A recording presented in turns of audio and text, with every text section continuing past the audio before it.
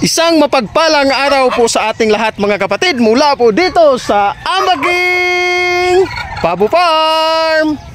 For today's video mga kapatid, pag-uusapan po natin itong market ng pabo. Ayan.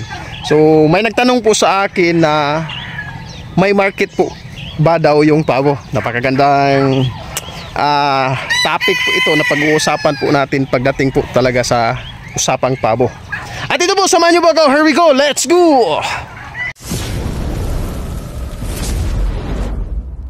So, ganito po mga kapatid, pag-uusapan po natin ang patungkol po sa market ng pabo. May nagtanong po kasi, marami pong nagtatanong kasi nga mostly po sa mga Pilipino talaga, reality na po talaga is kumbaga bago nila papasukin yung isang bagay is nakaplano, tawag dito, parang hindi po sila papasok kung sa tingin nila is lugi.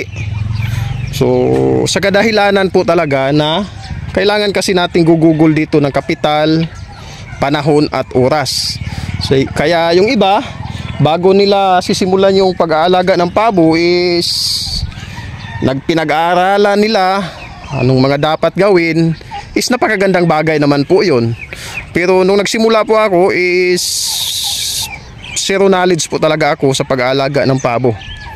So kaya lang, ayun, minabuti ko po nasa mga 6 na taon mahigit o magsi 7 years na po ako sa larangan po ng pag-aalaga ng pabo.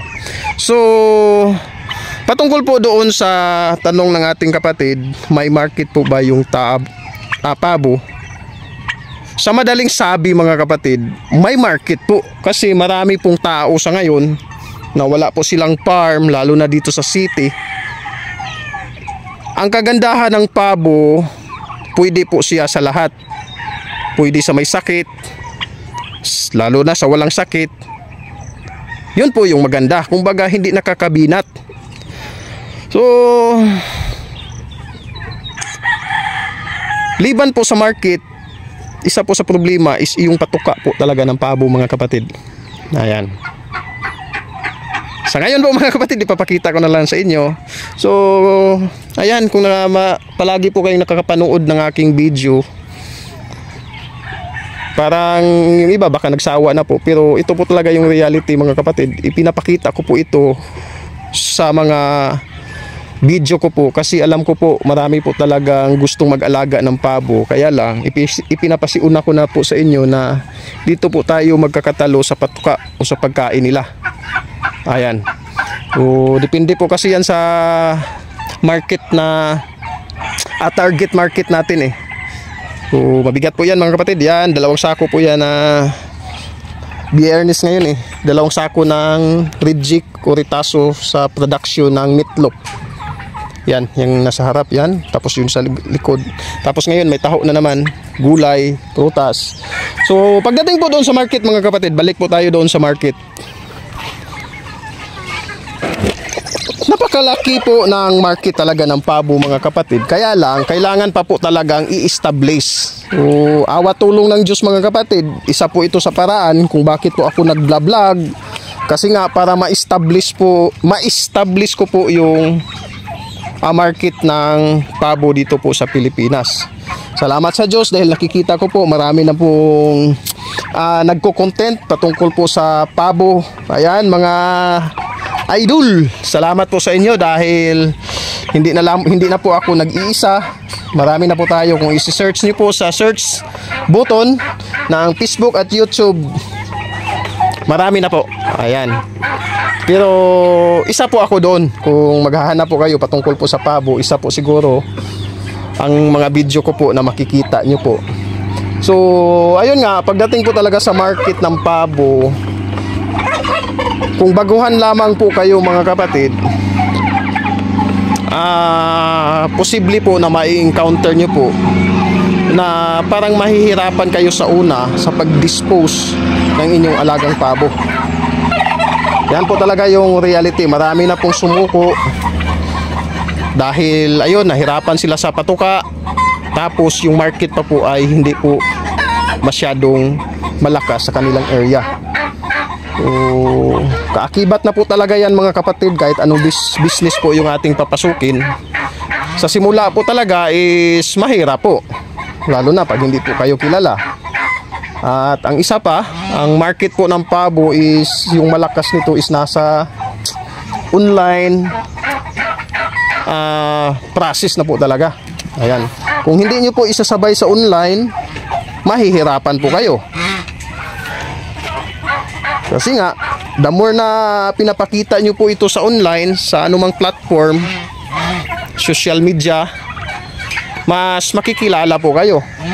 So, ayun nga, mahigit sa magpipitong taon na po ako sa larangan po ng pagpapabo, hindi pa nga ako masyadong kilala. Lalo na siguro kung magsisimula pa lamang po kayo. So, ibig sabihin yan is dapat magpakilala po kayo. Sa simula, kung hindi pa masyadong malakas yung market, tiis-tiis na talaga. Nang sa ganon is makilala po kayo. Pero tingnan nyo lang naman po kung gaano po kalaki yung market ng pabo. Napakalaki po ng market ng pabo, mga kapatid. Kasi nga, pwede po siya sa lahat ng pabo. Pwede sa Muslim, pwede sa Bisaya, pwede sa Ilonggo, pwede sa Tagalog, lalo na sa mga foreign language. Napakasikat po sa labas ng bansa o sa ibang bansa ng pabo, mga kapatid. Marami po akong customer, lalo na pag December, November. Yung mayroon po silang kapamilya na nag-ibang bansa o nag-abroad. So, pinapadalahan nila yung kanilang mga pamilya dito o mahal sa buhay para maghanda ng litsong pabo. Kasi nga, specialty po ang litsong pabo doon sa ibang bansa, mga kapatid.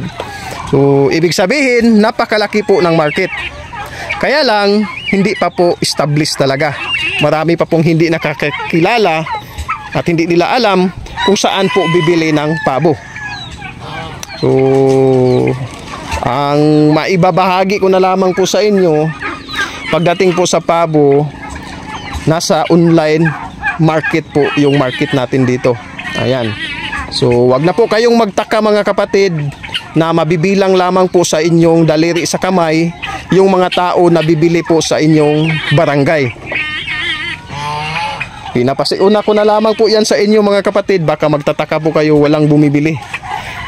Baka yung target market nyo po is inyong barangay. Hindi po, wala po sa loob ng inyong barangay yung market ng pabo, mga kapatid.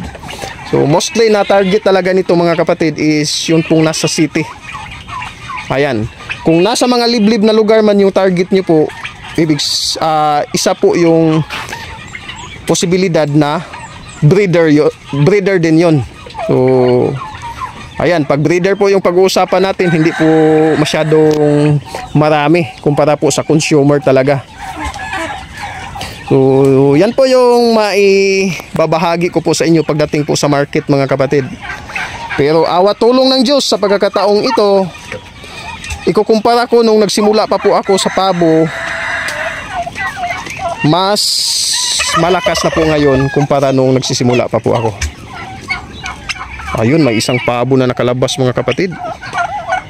Ayun, oh, binatilyo.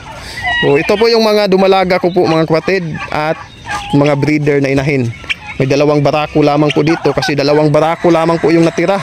Noong December 2024 onward, dalawang piraso lamang po yung natira. Kaya wala na, itong nandito hindi na umaabot ng 6 months, 7 months, hindi na umaabot. Nasa 4.5 to 5 months pa lamang po nadidispose na po. Salamat po sa Diyos dahil ayun nga, sa pagkakataong ito, dito po sa area namin, na-establish ko na po ng konti. Alam po, konti pa lamang po kasi marami pa pong hindi nakakakilala at nakakaalam na may binibinta po akong pabo. Pero sa awa tulong ng Diyos, ito nga, kung nakapanood nyo po or nakita nyo po itong pabo, awa tulong ng Diyos, kung napanood nyo po ang bidyong ito, ibig sabihin is naabot na po kayo ng aking pamamaraan sa aking business strategy. So, sa pamamagitan po ng vlogging or pagbibideo na mayroon po akong alagang pabo. Ayan. So, isa po yan sa pamamaraan ko po para makabinta po ako ng aking mga alagang pabo. At makita rin ng ating mga kababayan na legit breeder po ako, na nagbibinta po talaga ako ng pabo. So, ayun na po mga kapatid, yun po ang maibabahagi ko po sa inyo kung may market po ba talaga yung pabo. So, para sa akin, napakalaki po ng market ng pabo. Kaya lang, kailangan pa po talagang itrabaho. I-establish, i-grind. Nang sa ganun is marami pong makakaalam na napakasarap po ng litsong pabo. Kayo po, kung gusto nyo pong mag-order ng pabo, wala po kayong kakayahan mag-alaga kasi nga wala kayong area, tapos andito lang kayo around Cebu, huwag po kayong mag-atubili na i-message at i-contact niyo po ako mga kapatid, nang sa ganun is makapag-serve po ako sa inyo ng litsong pabo. Ayan, hanggang dito na lamang po mga kapatid. Maraming salamat po sa inyong patuloy na panunood, pagsuporta po sa aking channel. So sana po sa mga kapwa ko po breeder, patuloy po nating i-establish at ipaalam na ang pabo ay masarap, lalo na po yung litsong pabo. So ganun pa man, challenge talaga mga kapatid sa pagsisimula sa larangan po ng pag-aalaga ng pabo, patungkol po sa kanilang patuka at sa market. Pero napakalaki po talaga ng market mga kapatid, kasi pwede po ito sa lahat ng tao. Hanggang dito na lang. Maraming salamat po sa Diyos. Lagi niyo pong tandaan, ang paggawa ng mabuti ay di nagbubunga ng masama. Salamat po sa Diyos. Pag-ibig!